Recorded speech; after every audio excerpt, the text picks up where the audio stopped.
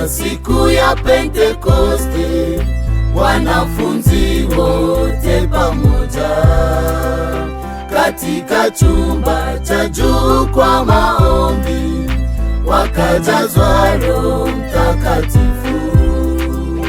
Ilitimia siku ya Pentekoste, wanafunzi wote pamoja katika chumba cha juu kwa maombi, wakajazwa Roho Mtakatifu. Nikasikia tunaweza kwanza tujapiga magoti sio wote, umwambie Mungu nisamehe kwanza, nikubaliwa mbinguni. Maana mwanadamu anaweza shinda bila kula, lakini hawezi shinda bila kufanya makosa. Kumbe makosa ni mengi. Tunataka mwambie Mungu tusamehe, utukubali mchana wa leo, sikukuu yetu ionekane kama ni sikukuu ya watakatifu. Maana ule mwana tunaomba siku ya leo ni wa kiroho na tupindika, sie siku ya leo tukua wa leo. Jina la Bwana libarikiwe sana. Basi tutapiga magoti sio wote. Acha basi pastor kutoka Katembo atapika hapa mbele, aombee kila takatifu zote ambazo zitapitika mchana wa leo. Tutaomba Mungu. Asante kwa Mungu kwa pesa yako. Ndio. Mimi na wewe sana na milele. Katika taifa lako Yesu Kristo, wacha umekwisha. Sikapata tena tulikuwa mahali hapa.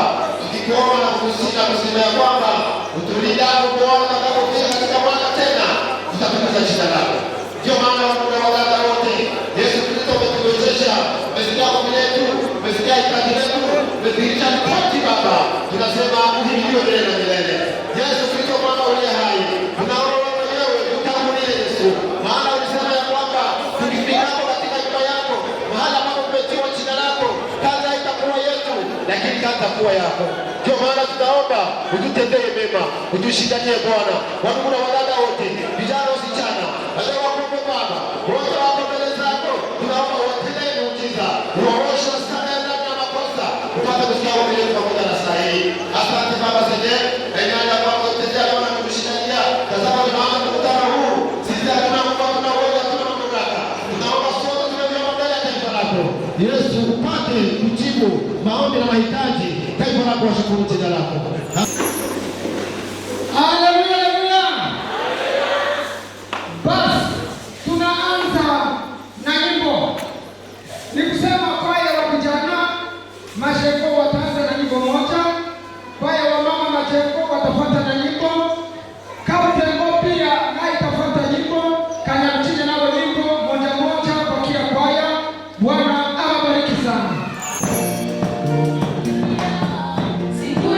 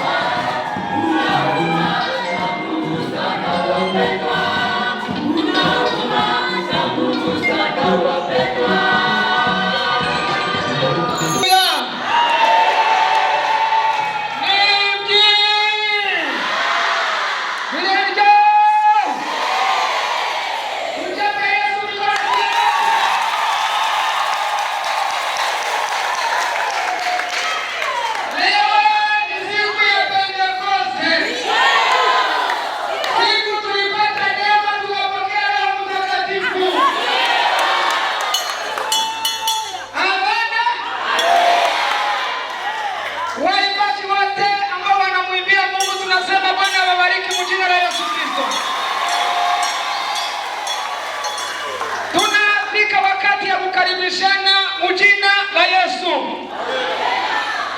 Tunaanza kwa upande wa baba, kama kuna kuwa mwenye ametoka ndani ya dini, ikiwa ni Sebake, ikiwa ni Anglikana, ikiwa ni Sepse, utashimama. Bwana Yesu asifiwe. Kwa majina ni Sadiki Bihira Benoit, natoka kwa kanisa la Sebake hapa Majengo. Mungu atubariki sana. Amen. Jina la Bwana libarikiwe. Amen. Kwa majina wananiita Frere Jacques, Mimi natokea kwenye kanisa la Piscine de Guérison hapa Majengo, na mwenye aliniongoza ni Baba Rehema. Kanisa yangu ni FPC Moto wa Pentecoste. Waliniongoza ni Baba Ambrose.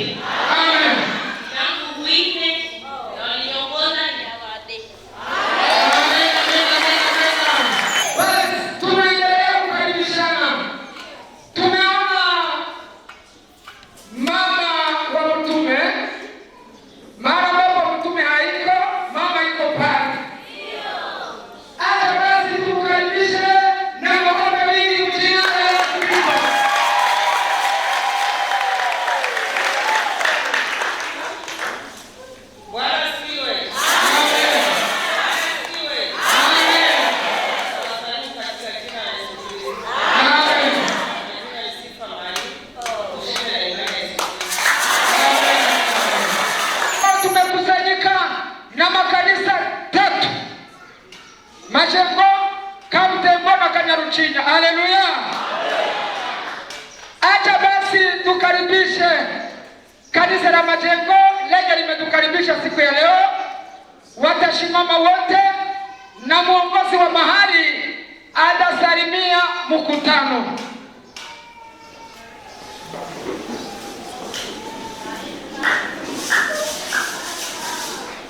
Haleluya, haleluya. Amen. Tunawasalimu katika jina la Bwana wetu Yesu Kristo. Tunashukuru Mungu mwenye amewalinda jiani, hamukukua mmefika hapa kwetu salama. Tunasema Bwana awabariki. Bwana awabariki sana, Mungu awawezeshe. Tena Mungu awapatie mwisho mzuri kuliko mwanzo. Mjina la Yesu Kristo. Tumeona mzazi yetu. Mungu amemsaidia ndani ya njia.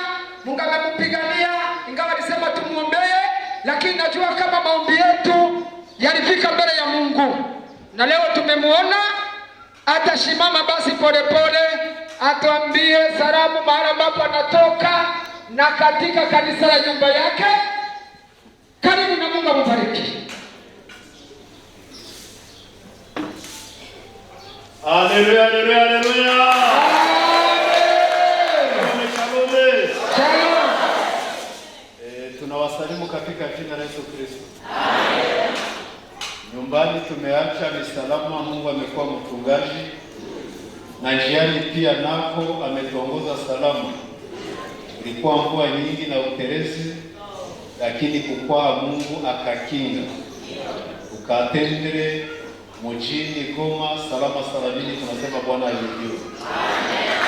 Na mahali tulitoka walisema kama tukiwasili mjini tutakapowapata wandugu na wadada, tuambie kama watu wa Sud Kivu wanasema haleluya kwenu. Na kwa wageni labda nitajitambulisha. Mimi ni mchungaji wa makanisa ya Goma, naitika kwa jina ya Rukagana Musafiri Jack, na baba ni Mudabanga. Mungu awabariki sana. Amen. Haleluya, haleluya. Basi tulikuwa na hamu naye, ndio maana mimi napenda nimkaribishe kusudi hamu yangu iishe. Haleluya. Tumekusanyika na kanisa la Kamtembo, watashimama wote na muongozi pia atasalimu mkutano.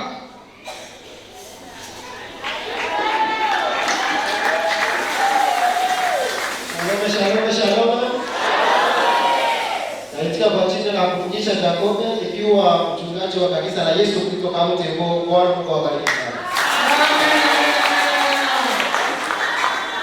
Mungu awabariki sana. Tunasema Kanyaruchinya watasimama wote.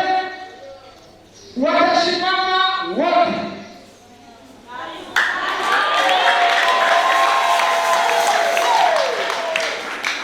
Nikiwa mchungaji wa Kanyaruchinya nasema Bwana awabariki sana. Ni changu hapa niishianzie huko. Haleluya. Tunaendelea kukaribishana wadiakona wote wa Kanyaruchinya, wa Majengo, wa Kamutembo. Karibu wote watasimama.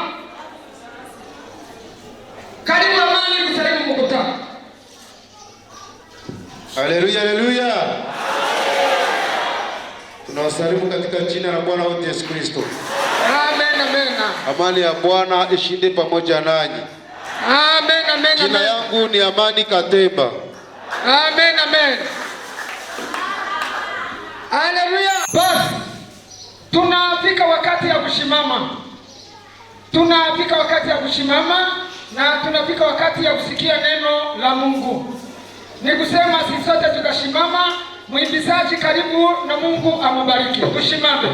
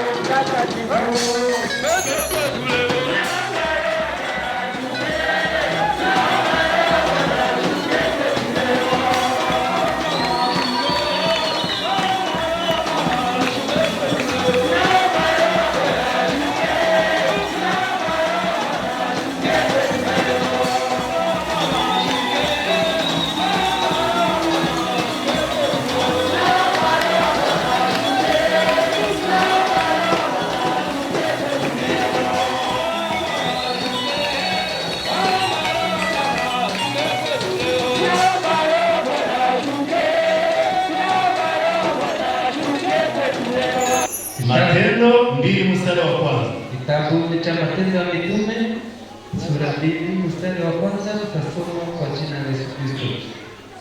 Hata ilipotimia siku ya Pentekoste, walikuwako wote mahali pamoja. Kukaja ghafula toka mbinguni uvumi kama uvumi wa upepo wa nguvu ukienda kasi, ukaijaza nyumba yote waliokuwa wameketi. Kukatokea ndimi za moto zilizogawanyika kama ndimi za moto uliowakalia kila mmoja wao. Wote wakajazwa Roho Mtakatifu, wakaanza kunena kwa lugha nyingine kama Roho alivyokuwakalia kutamka. Amina. Nadhani siku ya Pentekoste ilipotimia, wote walikuwa pamoja, walikuwa katika nia moja, walikuwa na tumaini moja. Roho Mtakatifu akawatokea kama ghafla, akajaa nyumba waliokuwa ndani.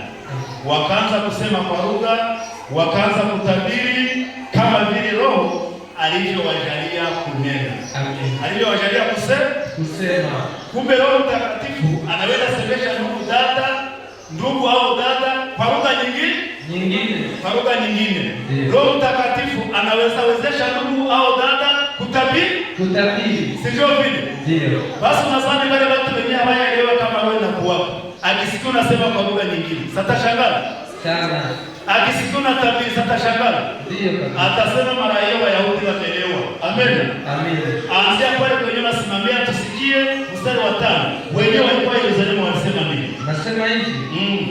Na walikuwako Yerusalemu Wayahudi wakikaa, watu wataua, watu wa kila taifa chini ya mbingu. Achia pale. Nikisema hapo Yerusalemu, maana ilikuwa sikukuu, kulikuwa watu wengi, kulikuwa na watu wataua au watu wa dini ambao walikuwa wametoka katika nchi mbalimbali zinazopatikana chini ya mbingu. Kumbe kulikuwa kuna pia wengi katika nchi mbalimbali ambazo zinapatikana chini ya mbingu. Chini ya mbingu. Nikusema Asia walikuwa wamekuja, Ulaya walikuwa wamekuja, wengine walikuwa Afrika walikuwa wamekuja. Yerusalemu msikukuu sita yake. Sita nasema hivi. Basi sauti iliposikiwa, makutano walikutanika, wakashikwa na fadhaa, yani woga. Kwa kuwa kila mmoja aliwasikia wakisema kwa lugha yake mwenyewe. Wakashangaa wote, wakastaajabu, wakiambiana, tazama, hawa wote wasemao si wa Galilaya? Imekuwaje basi sisi kuwasikia kila mtu lugha yetu akisema lugha yetu tuliyozaliwa nayo?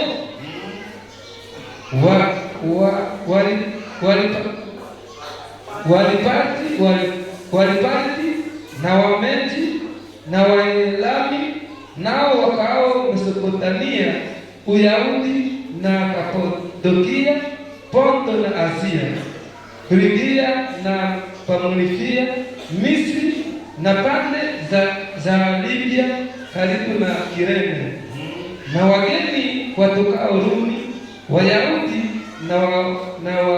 na waongofu, Wakrete na Waarabu, tunawasikia hawa wakisema kwa lugha zetu matendo makuu ya Mungu. Wakashangaa wote, wakaingiwa na shaka, wakiambiana, maana yake ni nini mambo haya? Wengine waliziaki wakisema, wamelewa kwa mvinyo mpya. Amen.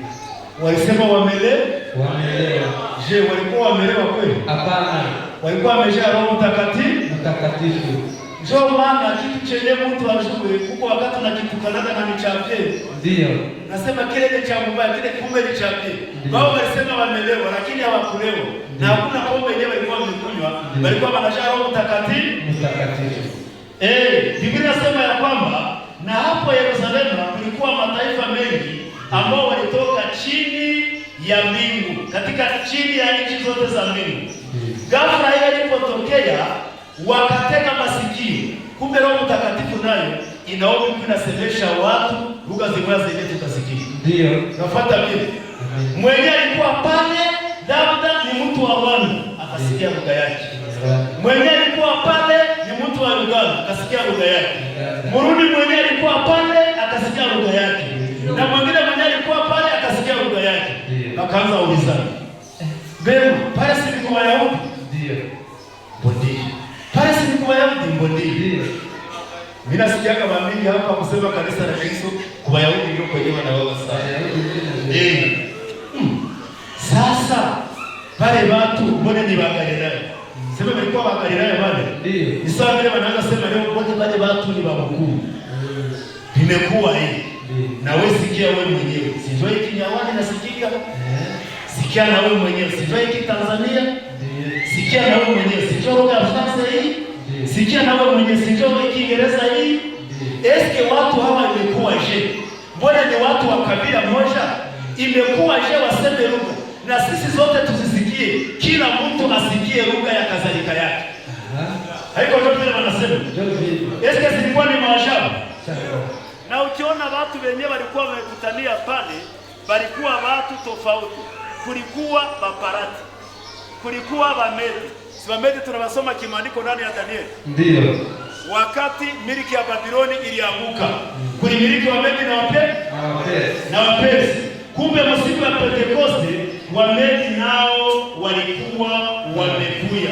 Si ndio vile? Ndio. Chini wanasema na Wasirani walikuwa pale. Nao wakaao Mesopotamia na wakazi wa wapi? Mesopotamia. Mesopotamia unaposoma Biblia ilikuwa ni Uria wa Kaldaya. Mesopotamia au Babiloni. Unafuata mzuri. Na baadhi ya Babiloni nao walikuwa hapa. Tunaona kama ile sikukuu kweli walikuwa wamekuja. Na Uyahudi. Na Uyahudi ilikuwa Yerusalemu. Na Pamfilia walikuwa pale. Na Misri walikuwa pale. Na wageni wengi na watu wa Rumi na watu wa Libya. Si Libya ni Afrika. Ndio. Na Misri ni Afrika. Nao walikuwa hapo Yerusalemu. Waliposikia zile sauti za Roho Mtakatifu zikawachoma mioyoni mwao, wakasema, lakini wanasema kila lugha ya kwetu na tunaisikia. Bakaanza tafadhali kama watu nimekuwa hivi au watu nimekuwa hivi, bakawasihaki. Unaweza hiyo hapa wamekuja divai ya nguvu, bamele bamelewa, si ndio vile? Ndio bamelewa. Petro ambaye alikuwa na jaa Roho Mtakatifu, kwa masemi nyingine alikuwa na jaa Roho ya Mungu. Au Yesu alikuwa ndani yake. Maana alikuwa amemwambia, kwako ndiko nitajenga kanisa ndogo yenyewe nitaijenga. Sio vile? Yeye alipoona wale watu wanaanza kuzihaki, hawakujua mambo yaliyotokea. Hawakujua ya kwamba alienda tena karudia. Na hawakujua wa mitume wako pamoja na nani. Ila wao ambao walifunuliwa walijua wako pamoja na nani. Na kuna mahali pengi Yesu aliwaambia, ninyi mlijaliwa kujua siri zote za Mungu, lakini wale wao hawakujua. Ndio maana tunaweza kutengana na dhambi fulani na kuiweza ni siri za Mungu. Na wale bata wanatoka ndani ya maovu hawakufunuliwa. Akawapungia mkono, akasimama pamoja na wale 11 ambao walikuwa pamoja naye. Kusema Yohana akasimama, Yakobo akasimama na Mathayo na wengine, akasimama na wale 11. Akapasa kwa sauti kubwa akasema, enyi ndugu zangu wa Yerusalemu na Yudea, mambo haya mnayosikia kwa watu hawa wa Israeli, kwa watu hawa wa Galilaya, hawakulewa kama vile mnavyozani, maana hii saa 3 ya siku.